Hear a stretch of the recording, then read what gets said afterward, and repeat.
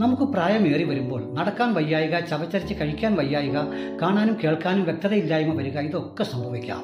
അപ്പോൾ നമ്മളെ സംബന്ധിച്ച് ഒന്ന് സന്തോഷിക്കാനും ചിരിക്കാനും പരസഹായം വേണ്ടിവരും. ഇതില്ലാത്തവരെ സംബന്ധിച്ച് സ്വന്തം ജീവചരിത്രമായിരിക്കും ആശ്വാസമായി എത്തുക. നമ്മളൊന്ന് ചിന്തിച്ചു നോക്കുക.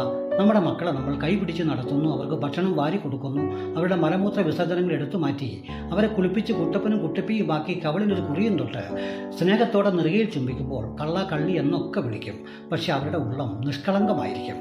നേരെ മറിച്ച് നമുക്ക് പ്രായമായി, നമ്മുടെ മക്കൾ നമ്മളെ കൈപിടിച്ച് നടത്തുന്നു, ഭക്ഷണം വാരി തരുന്നു, നമ്മുടെ മലമൂത്ര വിസർജനങ്ങൾ എടുത്തു മാറ്റി നമ്മളെയും കുളിപ്പിച്ച് കുട്ടപ്പനും കുട്ടപ്പിയും ഒക്കെയാക്കി ഇഷ്ടമുള്ള വസ്ത്രങ്ങളൊക്കെ ധരിപ്പിച്ച് പൗഡറും അത്തറും ഒക്കെ പൂശി സ്നേഹത്തോടെ ആ നെറുകയിൽ മാതാപിതാക്കളായതുകൊണ്ട് ഉമ്മ വയ്ക്കുമ്പോൾ കള്ള കള്ളി എന്ന് വിളിക്കുന്നില്ല. എന്നാലും നമ്മുടെ ഉള്ളം മുഴുവൻ കള്ളവും കളവും കരിഞ്ചന്തയും ഒക്കെ നിറഞ്ഞിരിക്കുകയായിരിക്കും.